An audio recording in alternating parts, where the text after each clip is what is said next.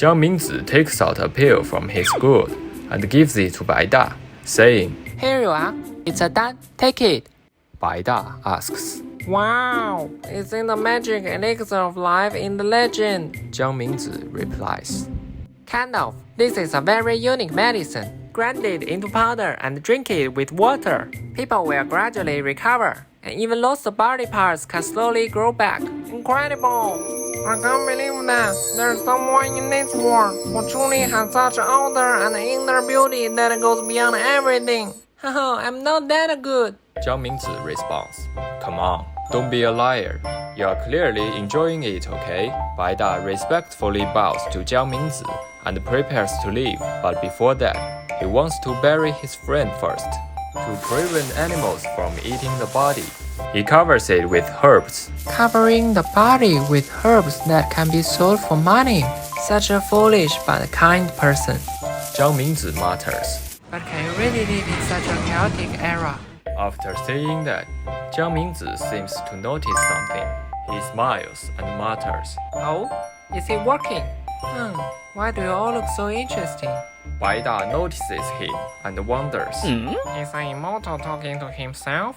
Jiang Mingzi appears to have discovered something, and his face changes. While Bai Da is burying his friend, Jiang Mingzi becomes extremely silent and maintains an unusual calm face. The sun is going down. Bai Da finally buries his friend, turns around, and sees Jiang Mingzi is still there. He bows to Jiang Mingzi once more, expresses his gratitude, and bids farewell. But Jiang Mingzi stops him and says, Hey, you! Drinking? Would you like some? He then pours 2 bowls of wine. Bai Da is really happy about this. As a traditional farmer in this era, he can't afford such good wine at all. Jiang Mingzi raises his bowl and says very seriously, Let me bid farewell to such a good person with this good wine. Time shifts to another era.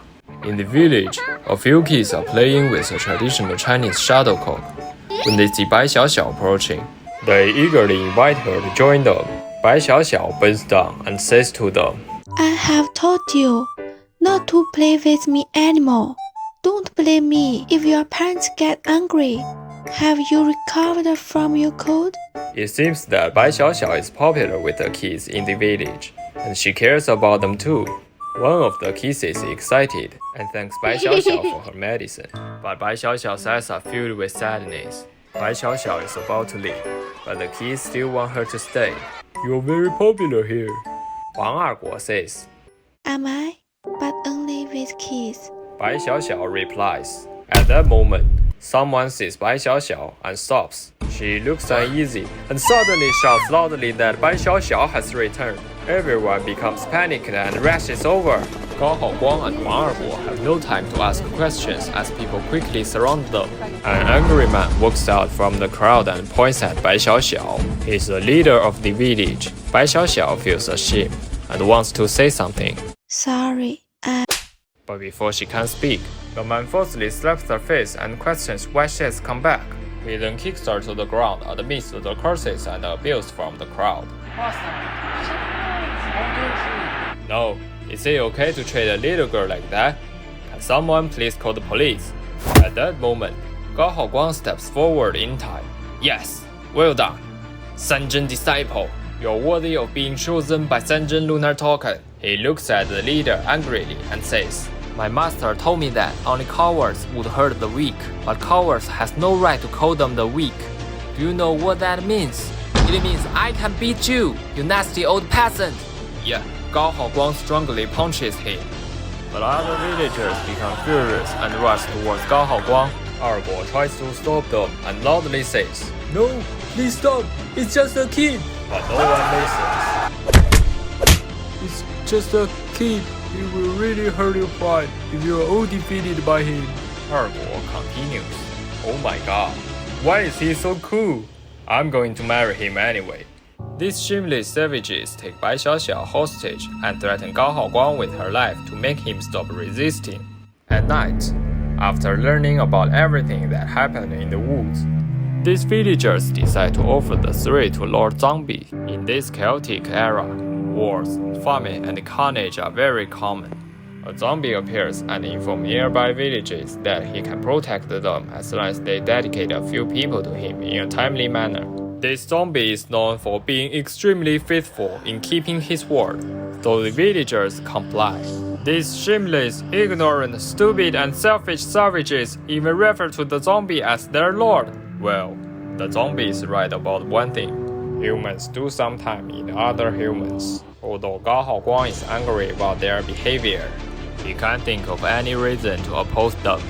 At this moment, a pattern of Sanzhen sect appears in the sky. Jiang Mingzi's face slowly becomes clear in the middle of the circle. Oh, is it working? Why do you all look so interesting?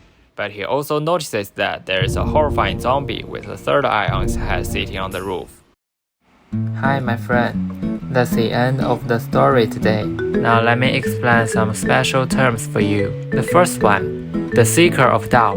In the world, there's a small group of individuals who possess a special ability to perceive and control power known as Tao. It is also referred to as mystic arts or supernatural powers. Although each individual has different abilities and a unique understanding of Tao, they share a common title, the Seeker of Tao. People such as Jiang Mingzi, Gao Haoguang, and Huang Erguo are all seekers of Tao. Their lifespan could extend up to 200 years through special methods, such as the reviving blood body technique from the Lizi Academy, and we'll talk about that later in the story.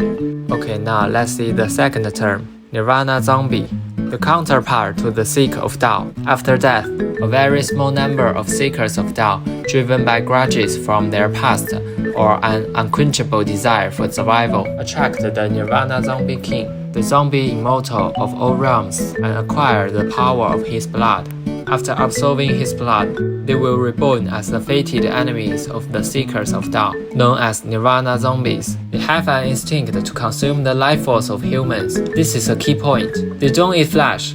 Instead, they feed on the life force that exists within the human body.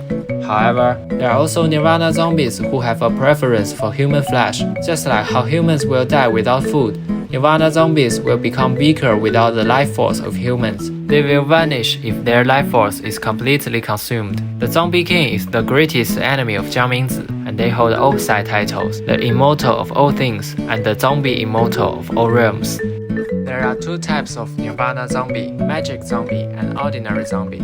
When Seekers of Tao resurrected, they are referred to as Magic Zombies. This kind of Nirvana Zombies not only have intelligence similar to humans, but also have bodies as strong as iron. Another type is called Ordinary Zombie. At the moment of a Seeker of Tao's rebirth, even the corpses nearby will also be reborn. These reborn corpses are known as Ordinary Zombies. Although they have unusual strength, they lack intelligence. Also, they like to eat human organs.